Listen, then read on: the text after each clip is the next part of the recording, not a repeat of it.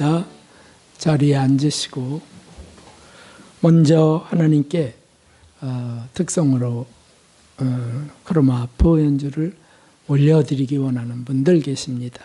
나오셔서 하나님께 올리시고 또 모이신 우리 모두에게 기쁨과 은혜가 있기를 바랍니다.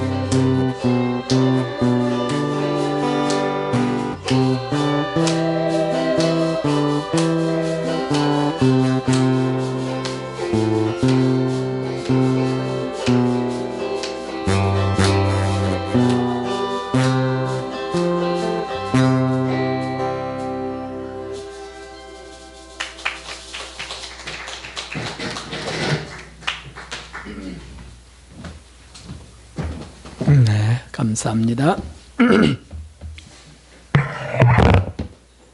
실로암이 무슨 뜻인지 아시죠?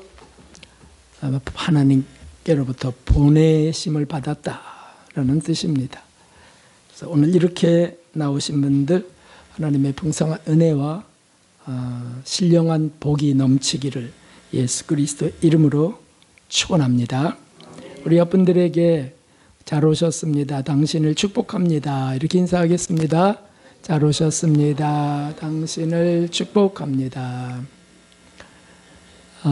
이 소식이 주님이 얼마나 기뻐하는 소식일까요? 그래서 저 중국에서부터도 이렇게 오시고 베트남으로부터도 벌써 오시고 참 감사합니다.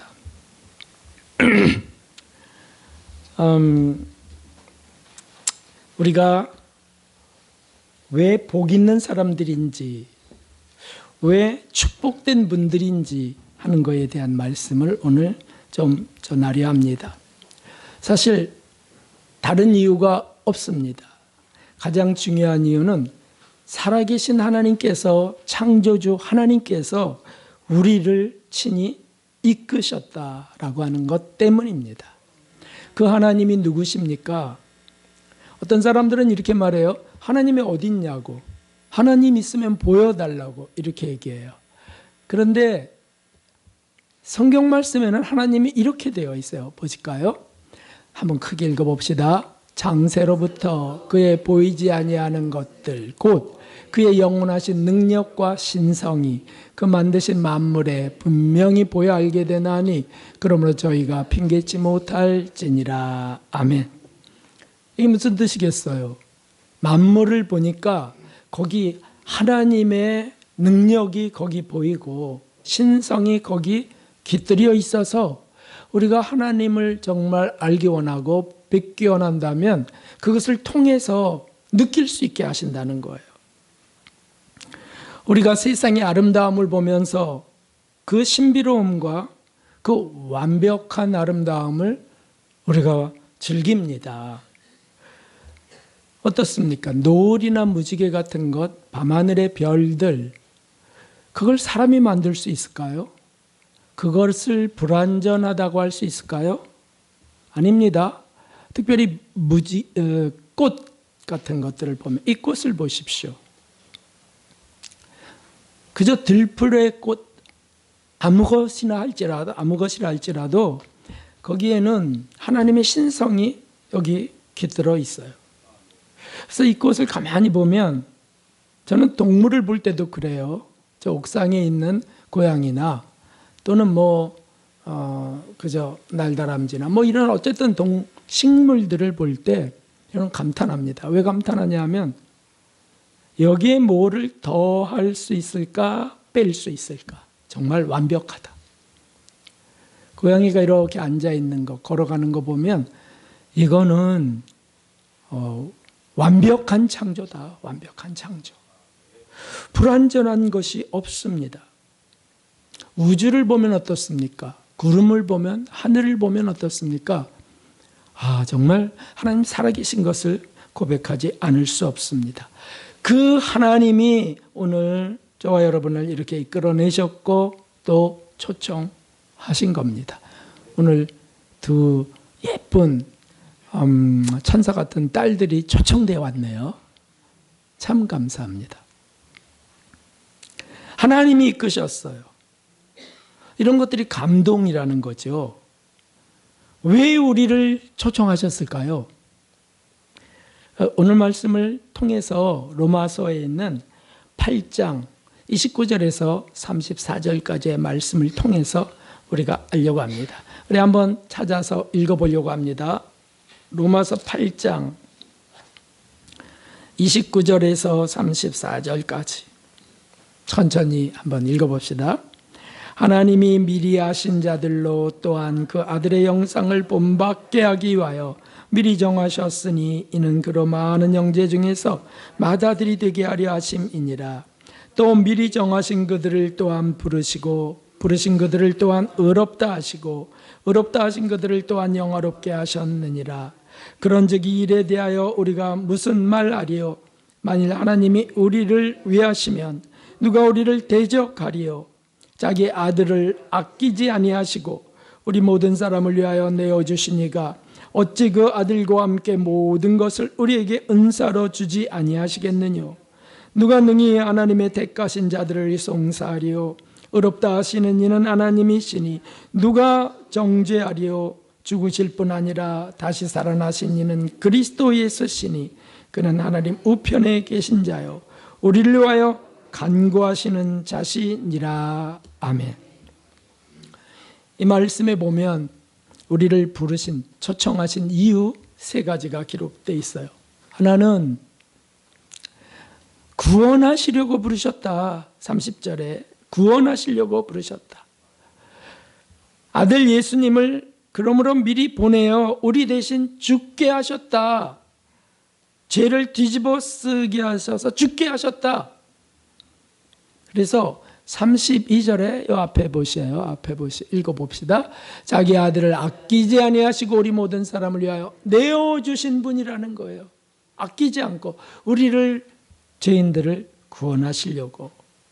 그리고는 우리에게 모든 것을 은사로 또 주시는 분이시다. 아멘. 이 말씀은 그 아들 예수님이 우리 죄를 속하는 우리 죄를 지우시려고 대신 죽임을 당하신 제물이 되었다는 거예요. 속죄 제물. 왜 그렇게 하셨죠? 그것은 아주 간단합니다. 하나님이 사랑이시기 때문에 우리를 사랑하사 세상을 이처럼 사랑하사 독생자를 주셨다라고 요한복음 3장 16절에 말씀하고 계세요. 그를 믿는 자마다 멸망치 않고, 멸망한다는 건 지옥에 던져진다는 거잖아요. 그렇게 지옥에 빠지지 않고 영생을 얻게. 그래서 영원한 복락의 나라 천국으로 이끌어 가시는 그 이유가 뭐냐면 사랑하셔서 저와 여러분을 사랑하셔서 오늘 이끄셨어요. 그리고는 하나님의 자녀를 삼으시는 겁니다. 요한복음 1장 12절에 그렇게 분명히 말씀하셨어요. 영접하는 자 곧 그 이름을 믿는 자들에게는 하나님의 자녀가 되는 권세를 주셨으니. 우리 예쁜 두 딸들은 누구의 자녀예요? 한번 얘기해 보세요. 누구의 자녀예요? 엄마의 자녀? 아빠의 자녀? 여기 써 있네. 하나님의 자녀가 되게 하시려고 부르셨다. 하나님의 자녀로 다 이끄셨다는 뜻입니다. 이것이 얼마나 큰 축복이고 놀라운 은혜인지. 게다가 예수님을 맏아들로 삼으시려고 라고 하셨어요. 맏아들. 그래서 들어오는 부르신 모든 이들은 맏아들이신 예수님을 쫓아서 자녀되게 하신다는 거예요. 아들, 딸로 하나님이 신분을 바꾸세요. 족보를 바꾸세요. 전적인 하나님의 축복입니다. 이런 것들을 받게 하시려고 부르셨다. 그래서 오늘 초청을 받고 오셔서 아멘 하는 분들은 그렇게 되는 줄 믿습니다. 옆분들에게 당신을 진심으로 축복합니다. 이렇게 해보겠습니다. 당신을 진심으로 축복합니다. 정말 감사하죠. 두 번째는 의롭다고 하신다고 하셨어요. 의롭게 하시려고. 이 의롭게라는 거는 이게 오를 의자잖아요. 그릇된 것을 바르게 하시려고. 그릇된 게 뭡니까? 죄지요, 죄. 죄와 관련된 모든 것. 악한 것이죠. 그걸 정결케 하신다. 잘못된 길을 가는 걸 돌이키시는 것은 우리를 이제 부르신 것이고 구원하셔서 하나님의 자녀 되게 하시고 그 다음에 계속해서 하시는 것이 있는데 그게 뭐냐면 의롭게 하시는 거라는 거예요.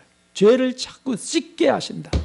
다시 말하면 죄가 뭔지 알게 하시고 고백하게 하시고 그거를 회개케 하셔서 거룩함으로 정결함으로 이끄시는 겁니다.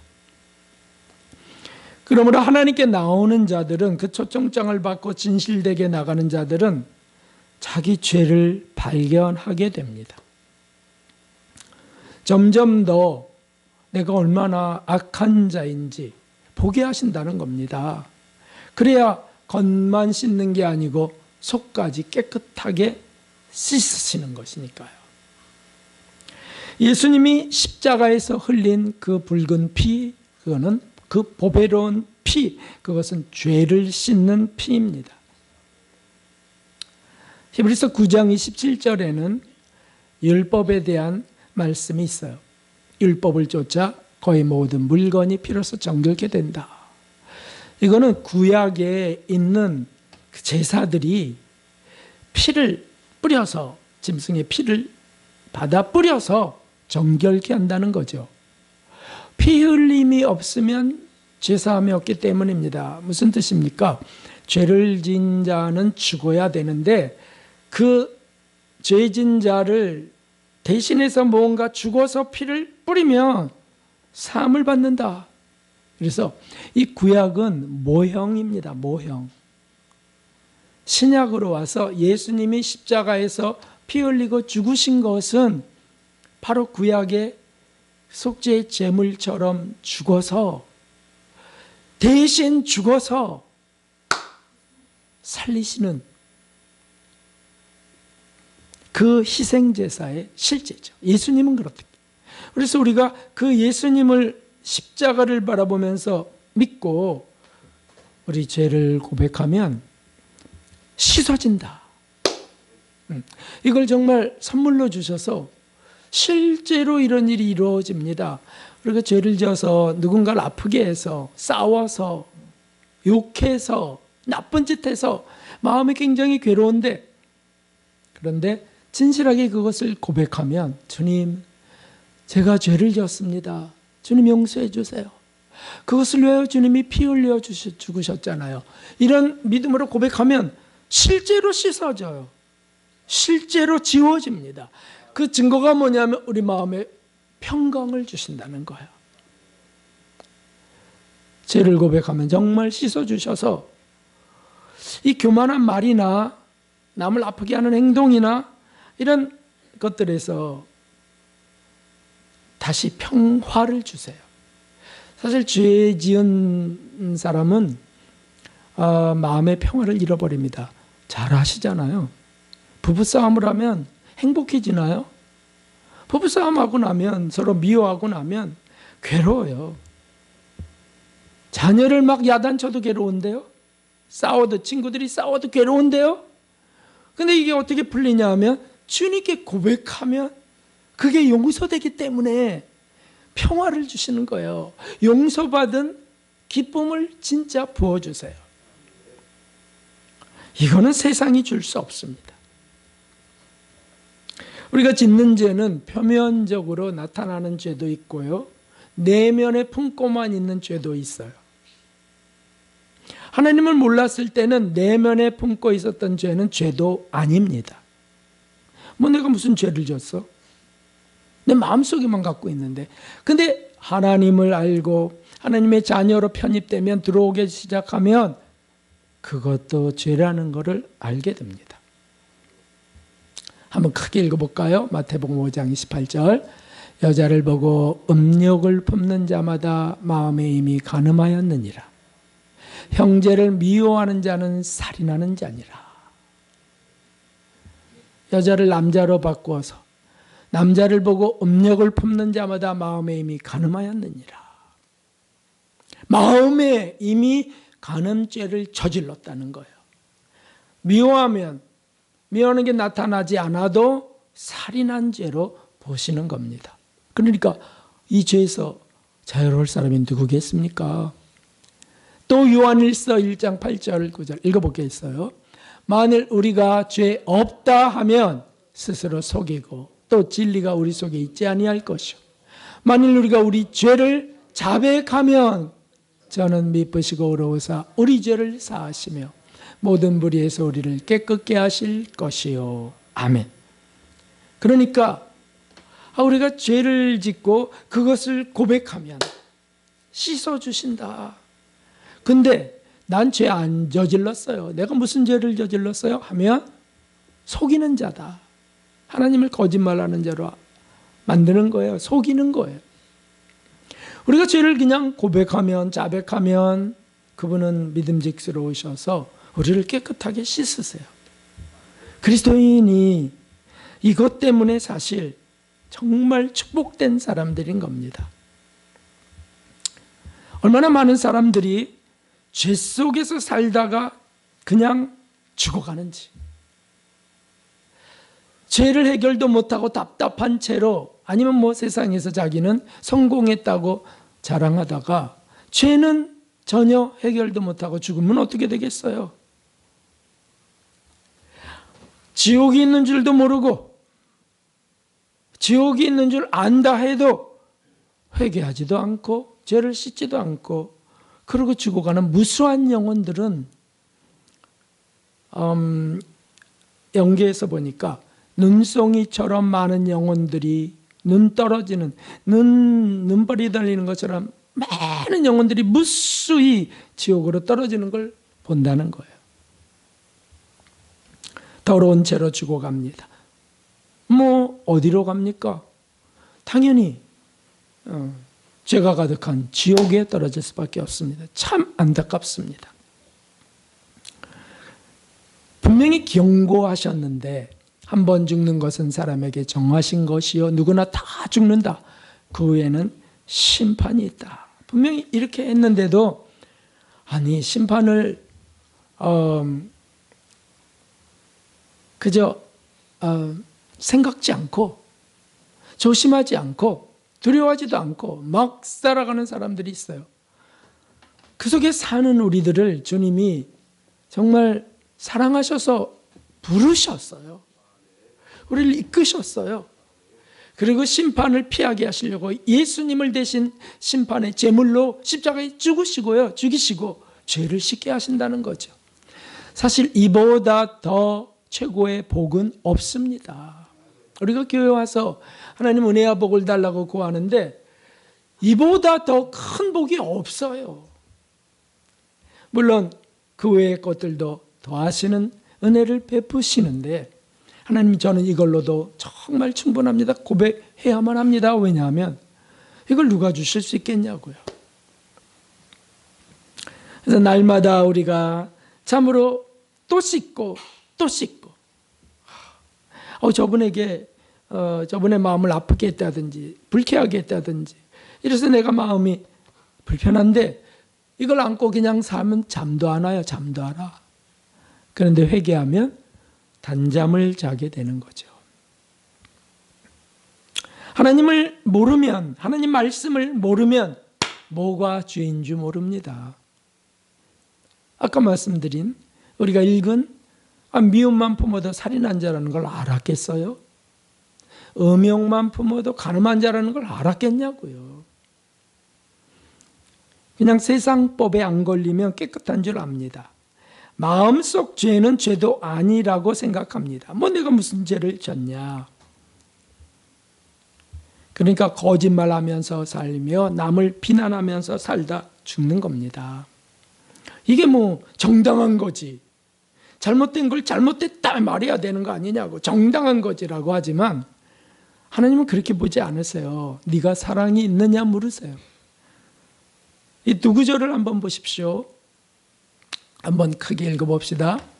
너희의 비판하는 그 비판으로 너희가 비판을 받을 것이요 너희의 헤아리는 그 헤아림으로 너희가 헤아림을 받을 것이니라. 내가 너희에게 이르노니 사람이 무슨 무익한 말을 하든지 심판날에 이에 대하여 신문을 받으리라. 아멘. 심판이 반드시 있다는 걸 말씀하시고 네가 비판한 누군가를 비판하는 것, 그 비판을 넌 받을 것이야. 네가 누군가를 정죄하고 판단하고 한다면 너 그 헤아림을 그대로 받을 것이야 라고 하셨어요. 그러니까 그리스도인들은 어떻게 하면 사랑하는 것입니까? 어떻게 해야 용서하는 것입니까? 어떻게 해야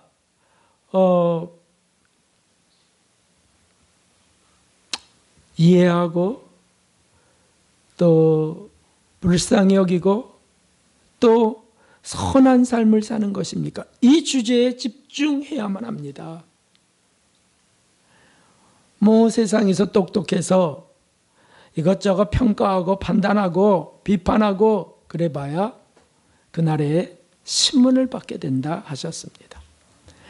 쓸데없는 말을 하고 사는 시간이 얼마나 많아요?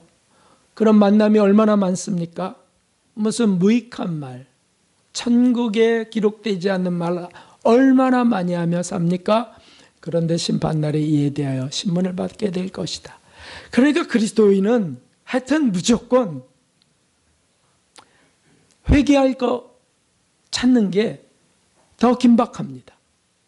말해놓고도 또 회개하고 성찰해보고요.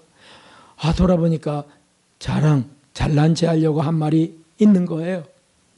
또 남이 이렇게 말했는데 그걸 무시하고 그냥 귀하게 이렇게 듣지도 보지도 않고 이런 것들이 얼마나 많은데요.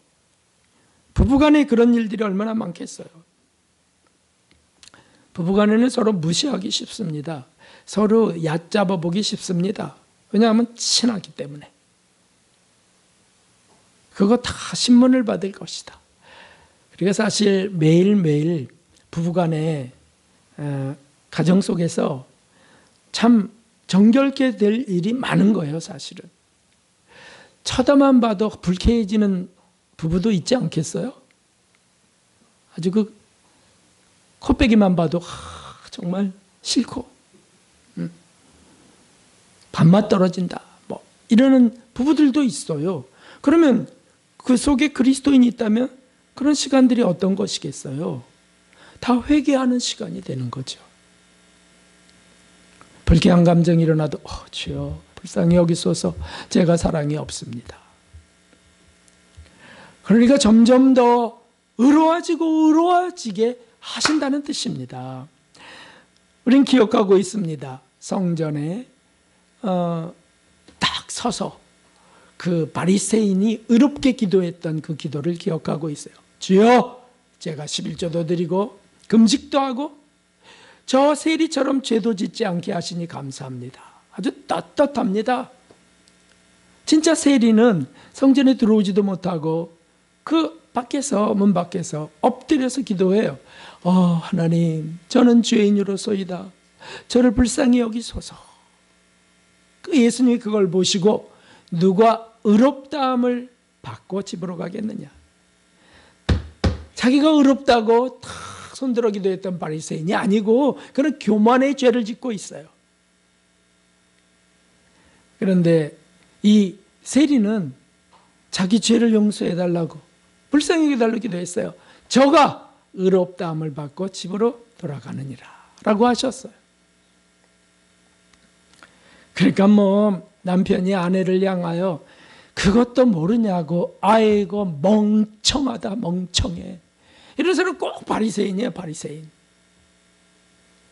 그는 더럽습니다. 저는 불쌍히 여겨주세요. 전 정말 죄인이에요. 이런 사람이 의롭다함을 받아요. 그런 사람 앞에 내가 멍청하냐? 너보다 훨씬 더 똑똑해. 이렇게 하는 아내든 남편이든 똑같이 더럽고 추합니다. 그런데 회개하는 아내나 남편은 의롭다함을 받으세요. 그렇게 의로워져 가는 남편과 아내는 그 상대를 구원에 이르게 합니다. 주님이 도구로 쓰세요. 그러니까 뭐라고 합니까? 내가 너 때문에 교회 안 나가. 너같이 믿는 게 꼴보기 싫어서 안 나가. 이렇게 하기도 하고, 널 보니까 하나님 살아계시지 않은 게 확실해. 이렇게 말하기도 하고, 아주 좀 팍팍 찔러요. 그러면 막 속상해갖고, 그래, 너 지옥 가! 막 이렇게 하면서 같이 지옥을 떨어져 갑니다. 아니, 회개해야지요, 회개. 주님,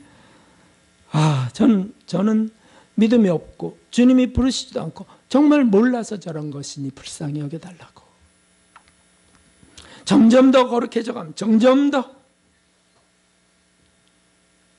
혹시 우리 주변에 그런 분이 옆에 계시다면, 우리를 의롭게 하시려고 두신 줄 믿습니다. 그리고 그도 구원에 이르게 하시려고. 이것이 은혜입니다. 그리고 세 번째, 주님이 이런 이유로 부르셨어요. 이제 부르신 그를 의롭다 하시고, 의롭다 하신 그들을 영화롭게 하시려고 부르셨어요. 이 영화롭게는 영광스러운 변화를 말해요. 성화의 거룩한 변화로 이끄시겠다는 거예요. 그래서 누구를 닮게요? 그 아들의 영상을 본받게, 다시 말하면 예수님을 똑 닮은 사람이 되게 만들어 가신다는 거죠. 아니, 어떻게 사람이 그렇게 될 수 있나요? 그렇게 할 수 있나요? 맞아요. 사람은 그렇게 할 수 없습니다. 그런데 하나님은 그렇게 하십니다. 히브리서 6장 2절을 같이 읽어보겠습니다. 완전한 대로 나아갈지니라. 하나님께서 허락하시면 우리가 이것을 하리라. 어떻게 사람이 완전한 데 나아가요? 완전해질 수 있어요? 하나님이 허락하시면 이것을 하리라고 분명히 기록되어 있어요. 마가복음 10장 27절에는 사람으로는 알 수 없을 때 하나님으로는 그렇지 아니하니 하나님으로선 다 하실 수 있느니라. 아멘. 하나님이 작정하시고 계획하시고 우리를 만들어 가시기로 하시면 우리는 다 그렇게 될 수 있습니다. 하나님이 그렇게 하신다는 거지 내가 할 수 있다는 게 아닙니다. 하나님이 우리를 부르실 때, 구원하실 때 이미 이런 놀라운 계획을 가지시고 부르신 겁니다. 그 아들의 형상을 본받게 하기 위하여. 그래서 우리가 믿음 생활을 자꾸 하면 주변에서도 알아요. 진실하게 하면 주변에서도 알게 됩니다. 참 많이 변화됐어요. 당신 정말 많이 달라졌어요. 몇 년 전에 비하면. 자녀들도 알아요. 아빠, 엄마 정말 많이 변했어요. 다 알아요. 전혀 변한 거 없는데 이러면 사실은 뭔가 빠진 거죠. 회개가 빠졌다든지 그 주님의 계획에서 빠져나간다, 옆에 서 있다든지 뭐 이런 거 아니겠어요? 거기에 서 있으면, 그 길에 서 있으면 부르시는 초청장을 받고 주님께로 나아가는 자는 반드시 이렇게 하신다고 약속하신 거예요. 저는 이것이 참된 소망이라고 믿습니다. 우리 여기 신앙생활 오래 하고 연세가 점점 더 들어가시는 분들에게도 이것은 나이가 들고 몸이 약해져서 사라지는 소망이 아니에요. 이것은 점점 더 분명해지는 소망입니다. 이렇게 만드시겠다는 거예요. 이것을 위해 은혜와 진리를 부으십니다. 그래서 한번 돌아보십시오. 성질도 좀 바뀌고 있지 않나요? 성질. 승질이라고 하죠. 승질. 이것도 바꿔 가세요. 습관, 악습도 내가 이제는 저런 걸 안 하게 됐네. 깜짝 놀랄 때가 있어요. 내가 이제 그런 게 별로 즐겁지 않네. 맛스럽지 않네. 바꿔줬어요. 죄가 싫어지게 되고요. 점점 더 우리 마음과 삶이 정결케 되어갑니다. 그래서 예전에는 그게 좋았다 이런 것들이 이제는 별로 흥미가 없어지고요. 자꾸 더 천국을 사모하게 되고요. 천국적인 것들, 이런 아름다운 것들도 천국적인 그림자로, 천국적인 것으로 보게 되고요. 사람도 그렇게 보게 되더라고요. 점점 더. 그의 영혼 하나하나가 주님이 구원하신 분들인데, 부르신 분들인데 주님을 닮아가는 모습을 보게 됩니다. 누군가를 이렇게 보시면 아직도 못 고친 못된 것이 보이나요? 아니면 정말 이렇게 바꿔가시는 주님의 작품이 보이시나요? 시선도 바꾸세요. 긍정적이고 다 소망적으로 바꾸세요. 전 이것이 너무 좋습니다. 제가 할 수 없는 일들이 일어나는 것, 정말 기적이 이루어지고 있는 것을 보면서 더 소망하게 되는 겁니다. 하나님이, 성령 하나님께서 이것을 하신다는데 뭐가 불가능하겠어요? 뭐가 비관적이겠어요? 누가 찌른다고요? 믿어, 너같이 믿으면 어찌고 저찌고, 또 아직도 그 모양 그 꼴인데 이렇게 누가 참수할 때, 사랑하는 성도 여러분, 오늘 말씀의 31절부터를 꽉 붙으셔야 됩니다. 여기 죄송합니다. 31절 한번 보십시오. 함께 읽어볼까요? 그런즉 일에 대하여 우리가 무슨 말하리요? 만일 하나님이 우리를 위하시면 누가 우리를 대적하리요? 하나님이 위하신다면 누가 대적하겠냐 그거야. 저 사람이 대적하는데요 라고 해도 그건 이미 대적이 아니에요. 우리를 회개케 하는 일뿐이에요. 누가 우리를 대적하겠냐. 33절 시작.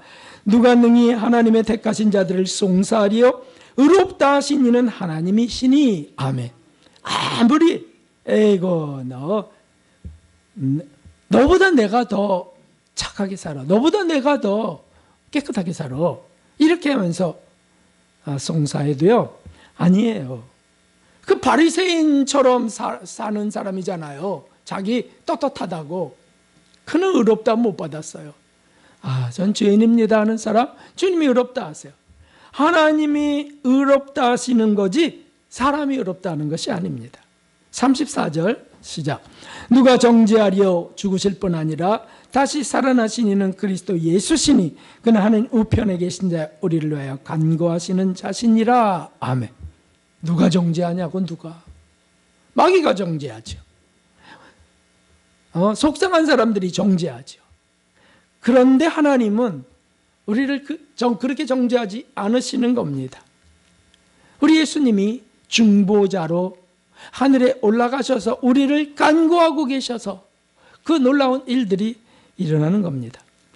사랑하는 성도 여러분, 초청된 이제 예수님을 알아가는 분들을 위한 말씀이기도 하지만 신앙생활 오래 하신 저와 여러분에게도 주시는 말씀이세요.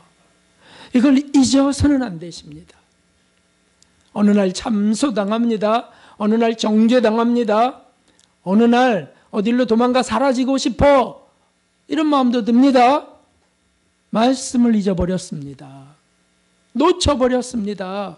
말씀을 붙드셔야죠. 누가 우리를 정죄하리요? 내가 고백한다면 의롭다 하시는 이는 하나님이시다. 나는 그 예수님의 이름을 오늘도 부른다. 예수님, 저를 죄에서 구원해 주세요 라는 그 뜻 아니에요? 예수님. 예수님을 부르는 자들은 가고 계신 거예요. 주님의 작품 책상 위에 올려진 겁니다. 이런 놀라운 은혜를 부으시려 이제 초청된 여러분, 특은을 받으시는 분들, 정말 자랑스러워 하셔야 됩니다. 여러분들에게 나는 당신이 정말 자랑스러워요. 자랑스럽습니다. 해보겠습니다. 나는 당신이 정말 자랑스럽습니다. 정말 그래요. 정말 자랑스러워요. 잘 왔어요. 이 초청장을 받고 왔잖아. 아마 여기 계신 분들 중에 지금 우리 시원이가 제일 주님이 막 기뻐하셨을 것 같아. 벌떡 일어나갖고 다 인사하잖아. 얼마나 아유 주님. 세상의 그 어떤 성공자보다 더 성공하신 분들입니다. 이 사실 하나만 갖고도 여러분은 성공하신 분들입니다. 연봉이 적어도요, 미남 미녀가 아니어도요, 가난하고 병력해도요, 성공하신 분들이에요. 이거 하나만 갖고도. 이것이 우리의 자존감입니다. 이것이 긍지가 돼야 되죠. 하나님이 만들기로 작정하셨는데, 아니 우리가 어디서 기죽고 살아요? 어디서? 네? 참 감사하죠. 마지막으로 살인자였던 바울의 고백을 우리 한번 읽어보면서 이제 마치려고 합니다. 한번 보십시오. 사도 바울의 고백이에요. 살인자였다고요? 우리는 속이는 자 같으나 참되고 무명한 자 같으나 유명한 자요, 죽는 자 같으나 보라 우리가 살고 징계를 받는 자 같으나 죽임을 당하지 아니하고 근심하는 자 같으나 항상 기뻐하고 가난한 자 같으나 많은 사람을 부유하게 하고 아무것도 없는 자 같으나 모든 것을 가진 자로다. 아멘. 아멘. 우리가 복음을 전하면 속이지 말라 그러고 천국이 있다 그러면 받냐 그러고 거짓말하지 말라 그러고 그래도 상관없어요. 우리는 진실합니다. 그것 참된 소식입니다. 그리고 무명의 이름 한번 인터넷에 쳐보세요. 안 나오더라고요. 그 챗GPT에 제 이름을 쳐놓고 이 사람이 누구냐 탁 치면 몇 줄로 끝나. 유명하지 않아요. 또 잘못된 사람 이름을 갖고 왔어요. 그런데 우리는 유명한 자요. 그런 게 인터넷이, 컴퓨터가 다른 사람들이 대중이 몰라도 돼요. 우리는 유명한 자예요. 하나님이 아시는 사람들이요, 하나님의 자녀로 삼으신 분들입니다. 죄를 지어도 더 정결케 되시는 분들입니다.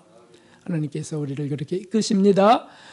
아무것도 없는 자 같으나 모든 것을 가진 자로다. 이 영적 부여함을 주시려, 의롭게 하려, 영어롭게 하시려 우리를 부르신 하나님을 찬양합시다.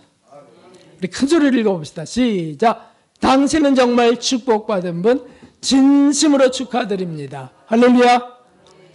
네, 찬송 드리겠습니다. 96장.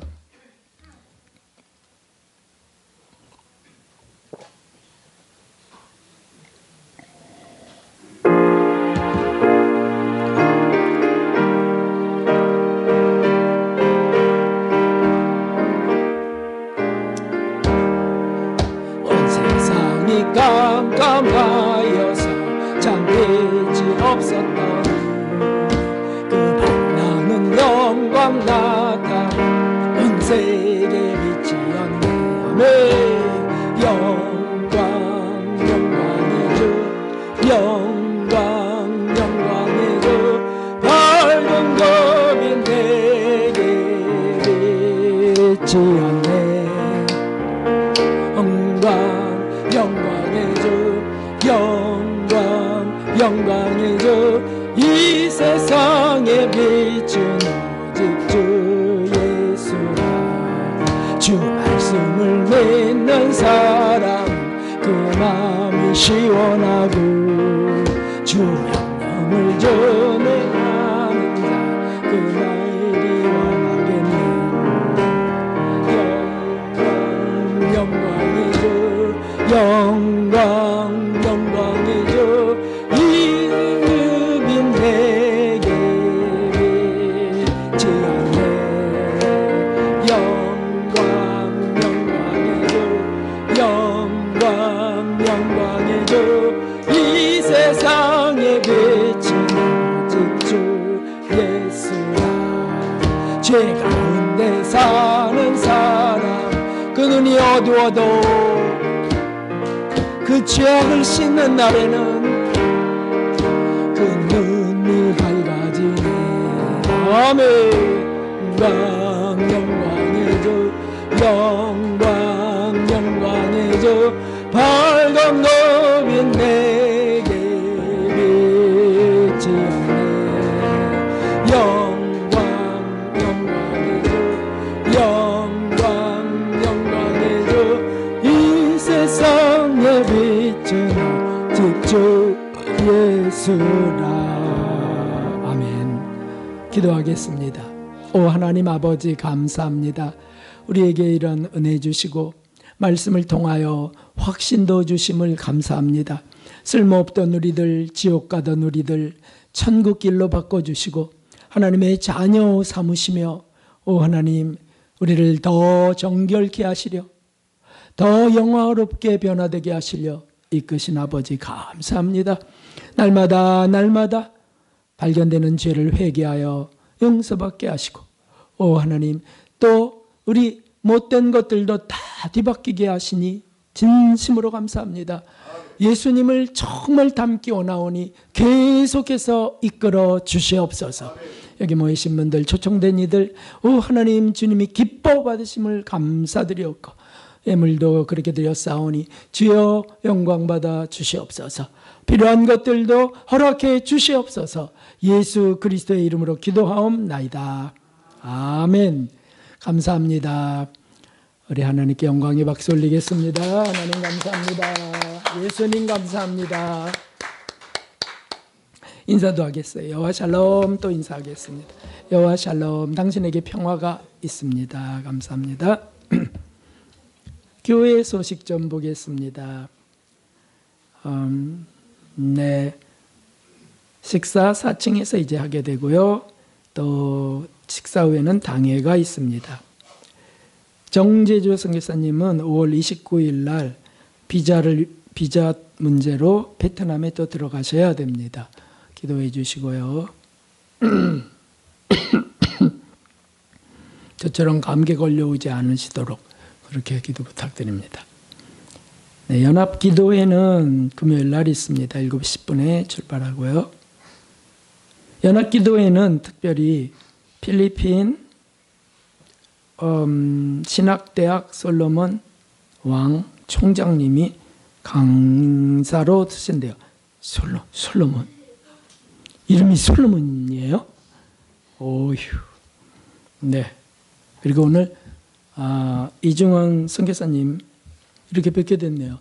오늘 날짜 맞춰서 오셨어요. 야, 표사모님이 제일 큰 한영원을 초청하신 것 같아요. 감사합니다.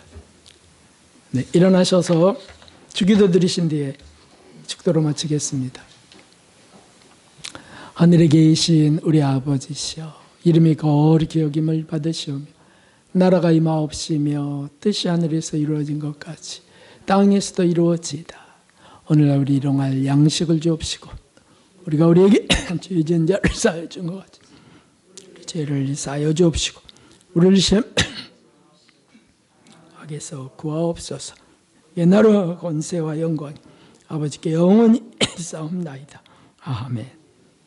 이제는 우리의 구주, 우리의 왕 예수 그리스도의 무한하신 십자가 구원의 은혜와 아들 독생자를 그렇게 희생하신 하나님 아버지의 사랑과 우리 안에 오셔서 회개케 하시고 정결케 하시고 예수님을 닮게 하시는 성령 하나님의 크시는 종이 온 세계에서 드려지는 모든 가난한 심령들, 모든 예배들, 모든 교회들 위해 이제로부터 영원까지 함께 하셨기를 진심으로 축원하옵나이다.